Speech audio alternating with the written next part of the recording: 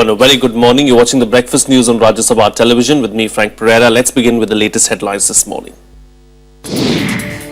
Government stares at a fast approaching deadline for the land bill. Opposition protests likely to peak in and out of parliament on the issue. BJP calls it a non-issue, but opposition refuses to buy government's clarification over allegations of snooping at Congress Vice President Rahul Gandhi's residence.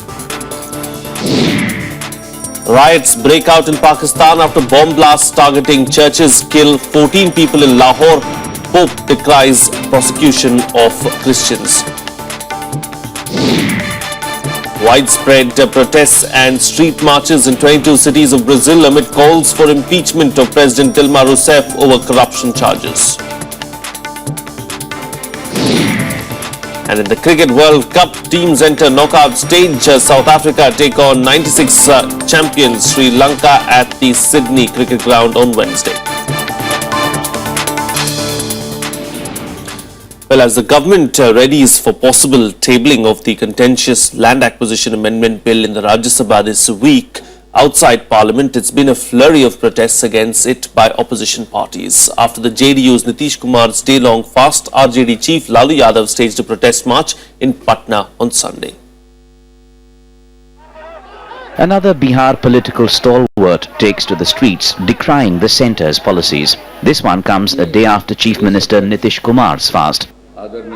Lalu Yadav too focuses on what he calls the anti-farmer land bill that cleared the Lok Sabha last week but faces a far tougher time in the upper house. Narendra Modi ने चुनाव में कहा था कि 26.5 लाख करोड़ रुपए जमा विदेशों में जमा काला धन लाके 15.5 लाख रुपया हम हर भारतीय के जमा करेंगे एक महीना में।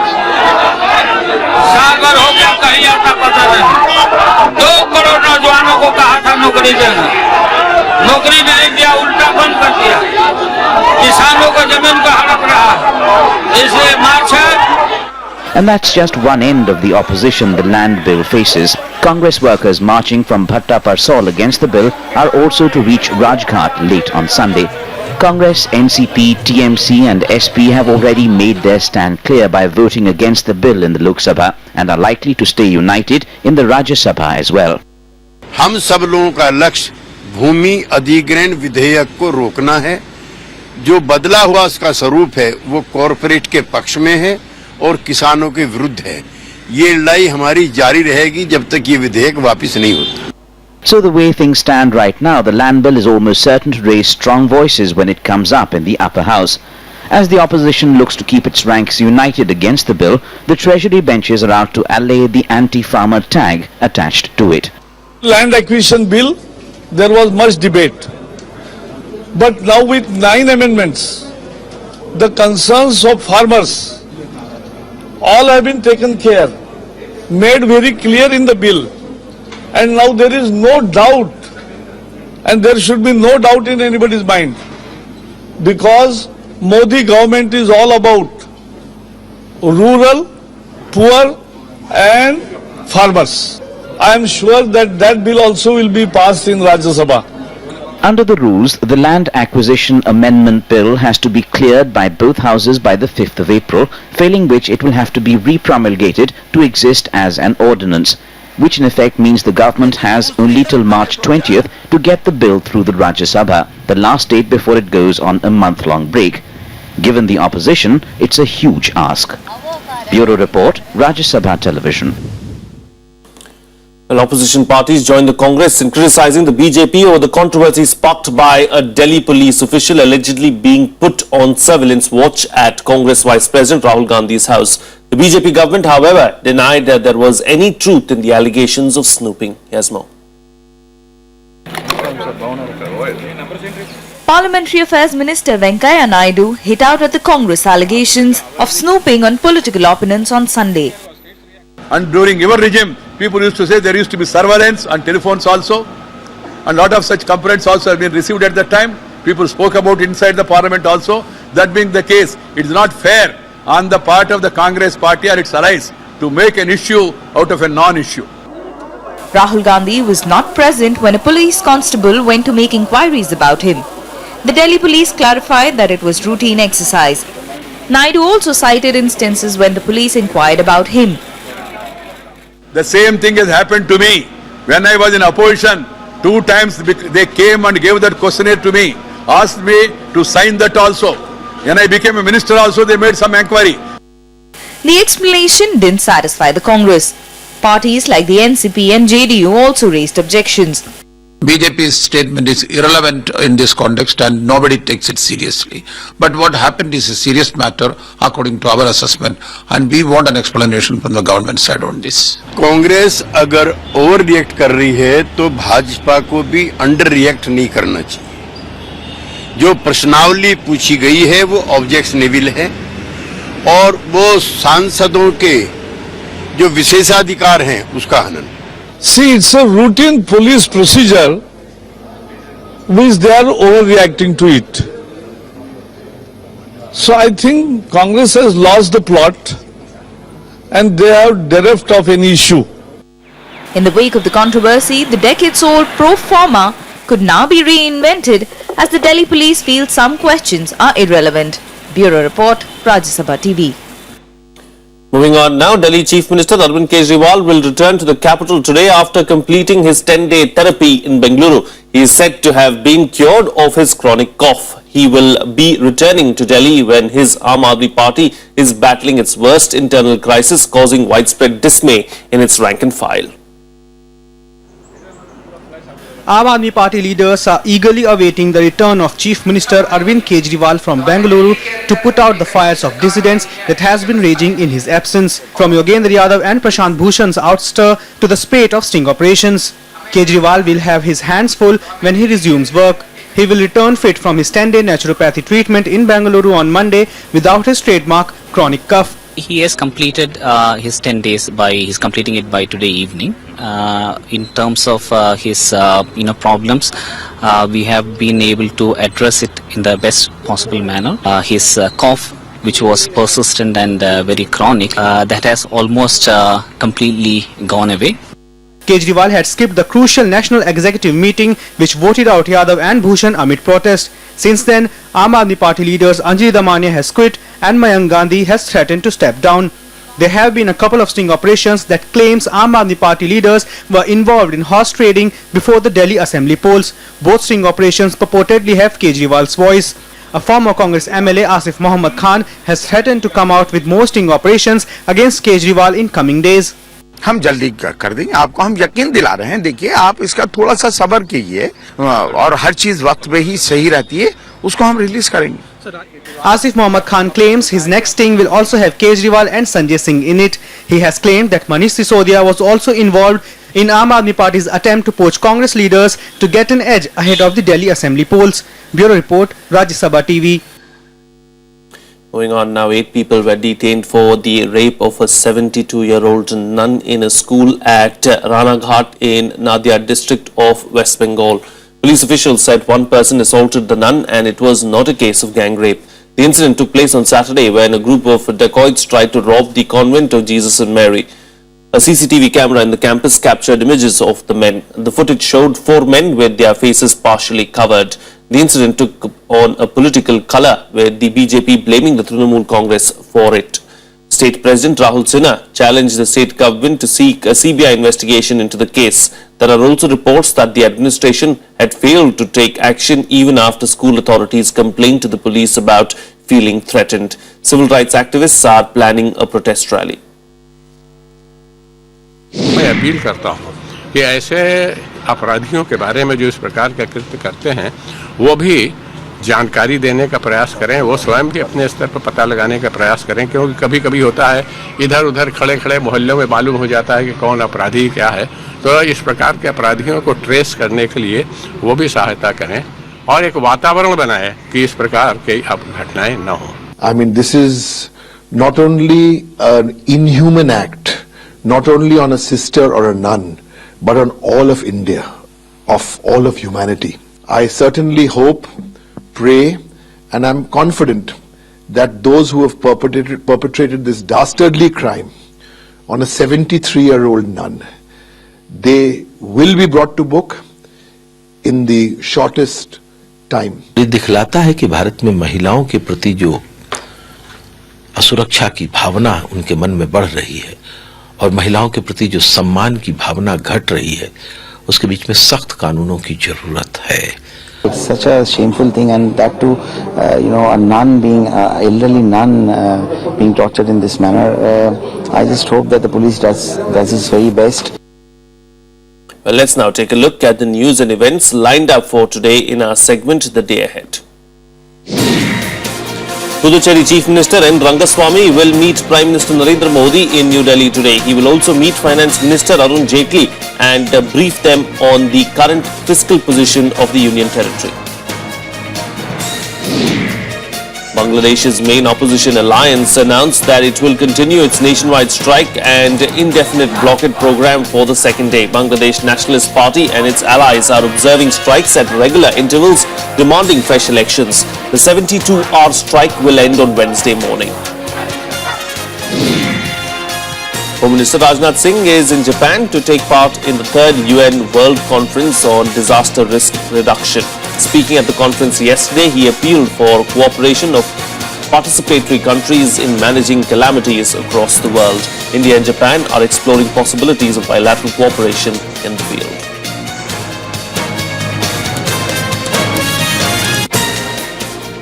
Well, it's time for a short break now, but lots more to come on the program. Hope expresses grief at the Lahore attack that killed 14. That and much more. Stay tuned. We'll be right back.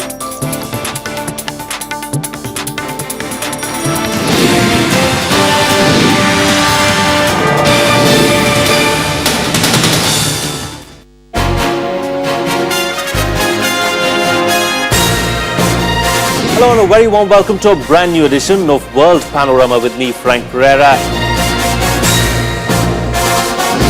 Barack Obama has been elected on the basis that I will no longer take America into wars, and in fact quite the opposite, I will pull America out of wars.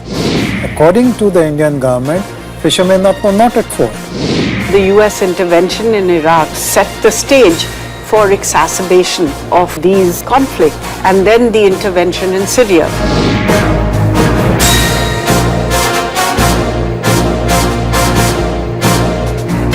Watch World Panorama at these times on Rajya Sabha television.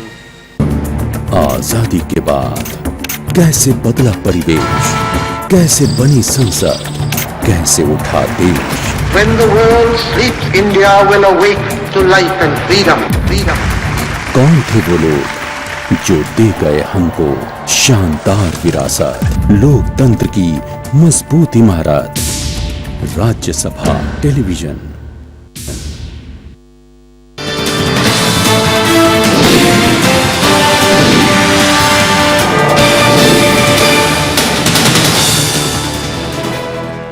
Welcome back. You're watching Rajya Sabha television. Well, the World Cup will now move to the business end as the knockout stage begins from Wednesday. The lineup is now clear after the end of all the group matches. All the top teams have made it to the last 8 except England, who crashed out after the shocking loss against Bangladesh. In the first of the quarterfinals, South Africa will take on Sri Lanka on Wednesday at the Sydney Cricket Ground. This will be, of course, the Sri Lanka's 3rd straight quarterfinal in the World Cups, and they will take on South Africa. The team is looking for their second win against the Proteas, who have failed to reach the final yet. Now in the second quarterfinal, India will take on Bangladesh at the MCG on Thursday, while Dhoni's men will look to keep an unbeaten record intact. Bangladesh will play its first ever knockout match in the World Cup. The third quarterfinal will feature host Australia and Pakistan. The match will take place on Friday at the Adelaide Oval. Pakistan will be looking to emulate their success when the World Cup was last played down under in 1992. The last of the quarterfinals will see co-host New Zealand take on West Indies in Wellington on Saturday. New Zealand has so far remained unbeaten and are firm favourites to reach the last 4. Well, joining me for a chat today to talk about the lineup as far as the quarterfinals in the World Cup is concerned is senior sports journalist Jaideep Ghosh. Jaideep, good morning. Thank you for joining me on the program. Thank you. An interesting lineup as far as the quarterfinals are concerned. You know, maybe three of the places are sure as far as the semi-finals is concerned, but the most interesting of those matches, do you believe, would be on Wednesday between Sri Lanka and South Africa? Yes, I think so, because when the tournament started, everybody thought South Africa would be the team to beat. But evidently there are some shortcomings in the side which they have not been able to overcome. Especially they have not been able to chase down targets, which is a little bit of a surprise because everybody thought that this batting lineup was one of the best in the business. And at the same time, the Sri Lankans have quietly gone about the job, and Kumar Sangakkara is on a different planet altogether in terms of consistency. Sublime form, isn't he? Absolutely brilliant form. He obviously knows how to, sign off with a flourish because he's already decided that this is going to be his last tournament. So yeah, that is a close one. I think the rest of the quarterfinals are pretty much as anticipated, apart from England. But that said, England have never been too convincing in the limited overs format for the last nearly 7, 8, 10 years. So yes, the best match I would assume is the one that will start in Sydney on the 18th. India has got an easy match against Bangladesh, but do you think complacency could be an issue as far as India is concerned? See, the thing with the knockout format is that there are no easy matches. I mean, matches like this can change in 3 overs, 5 overs. Lots of things happen. Rain can affect your game plans. Any number of things can happen. Your whole entire batting that is supposed to be the best in the world might just collapse one fine morning. So there are no easy matches. There are no free lunches in the knockout. So every match is a little, obviously something to look at. And Bangladesh has been playing well. They make no mistake. They are now beginning to look like a team who believe in themselves, which was something that they were maybe lacking for a lot of years. So no, there are no easy matches. But yeah, compared to maybe playing Australia, it's an easier game. Indeed. Talking about Australia and the other co-hosts, New Zealand. Right. Australia take on Pakistan in the third of the quarterfinals. And that too in Australia's home turf. So that's going to be an interesting contest as well. Do you expect it to be a one-sided affair? Do you see something that Pakistan are going to come up with? Well, I'll be very honest. If Pakistan go ahead, Pakistan is a team which runs on mental fuel more than physical fuel. If they're ahead of the game, then they're unbeatable. But I would stick out my neck and say that if either way it goes, it's going to be a fairly one-sided contest. It could be Australia's way, it could be Pakistan's way, but given the situation and given the form of the Australian team, I would back Australia to win this one. And once Pakistan is on the back foot, then for them to recover is a little difficult. Indeed, their lower batting order has been... Their confidence is basically an issue, because if they're ahead of the game, then nobody can beat them. But if they get mentally a little, psyched up, or psyched down rather, then it becomes a little bit of a problem for them. New Zealand versus West Indies in New Zealand, how do you see that? I think New Zealand should walk through, because West Indies is seriously short on mental makeup. There seems to be a little bit of an infighting in the camp, which nobody obviously has seen. They made a fist of it to make it to the quarterfinals, but they just barely got there. So I don't know if it is going to be much of a contest, and given the form that New Zealand are in, I don't think that should be too much of a challenge for them. So would you say that New Zealand is the team to beat in this tournament? Well, New Zealand has always been a team to beat as long as they are playing in New Zealand. So the moment they come to the Australian mainland, I don't know how that's going to change. But yes, they are in very good form. They haven't lost anything like India.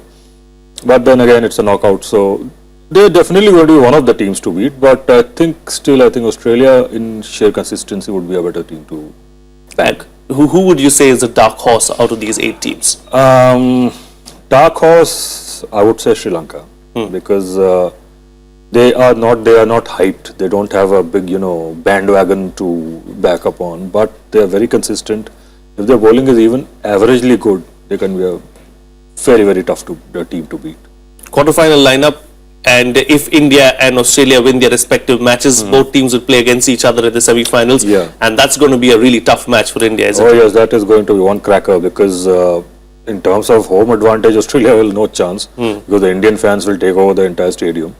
But it's going to be a tough match, and mentally the Indians might be a little on the back foot, because the series just played here hasn't gone well for them, especially against Australia. But then I guess that is past now.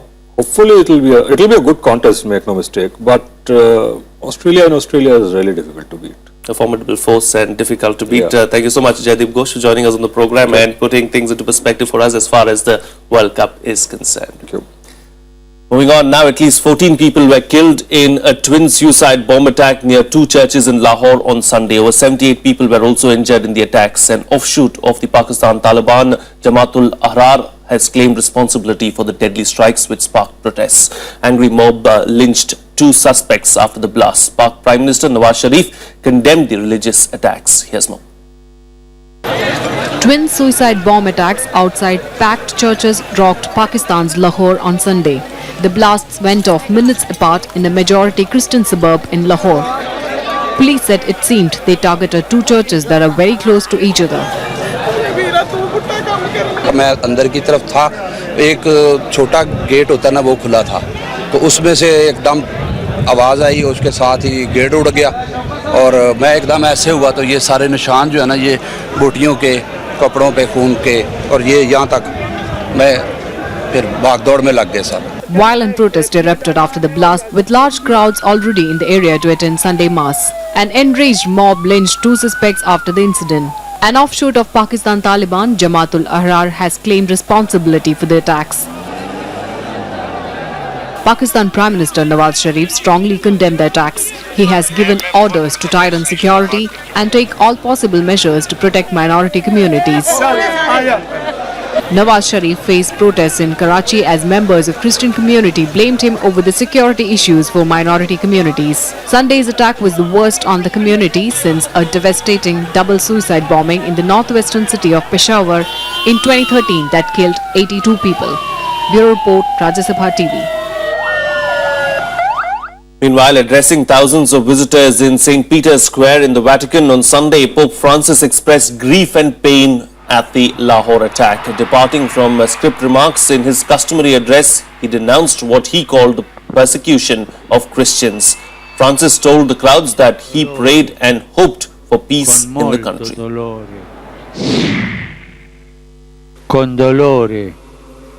Con molto dolore, ho appreso degli attentati terroristici di oggi contro due chiese nella città di Lahore in Pakistan, che hanno provocato numerosi morti e feriti.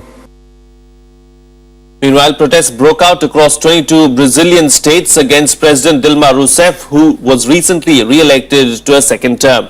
Despite being exonerated in the Petrobras corruption scandal, Rousseff faces protesters' anger for what they call the government's inaction over combating corruption and the economic stagnation. Here's more. More than 1 million demonstrators swarmed cities and towns across Brazil on Sunday, calling for the impeachment of President Dilma Rousseff. The marches come as Brazil struggles to overcome economic and political discontent. Less than 5 months after she was elected to a second 4-year term, Rousseff is facing protest over a sluggish economy, rising prices and corruption. É movimento patriota pela democracia e também pela justiça brasileira e pela melhor política que nós temos que fazer, pensando não em si, nos pobres e essa corrupção que está uma vergonha. The protesters feel the president must have been aware of the corruption scandal in the state oil firm Petrobras. The opposition has also alleged that much of the bribery took place when Dilma Rousseff was head of the company. Senator Aquilino Neves, who was defeated by a narrow margin in October's presidential vote, praised the protest. Rousseff has been exonerated in an investigation by the Attorney General and denies involvement. Her supporters say calls for impeachment amount to a coup attempt. Rousseff is unlikely to resign or face impeachment proceedings. Many economists expect the country to slip into recession this year, with inflation running at a 10-year high. Bureau Report, Rajya Sabha TV.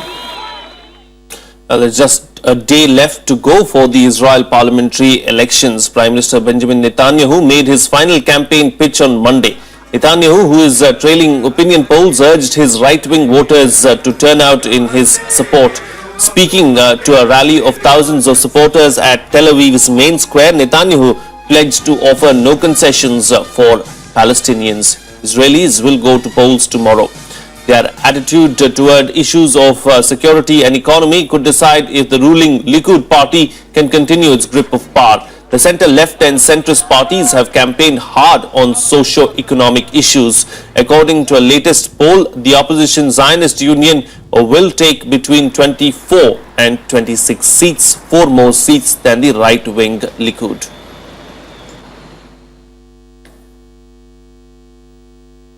It's time now to bring you up to date with the other international stories in our segment World Wrap.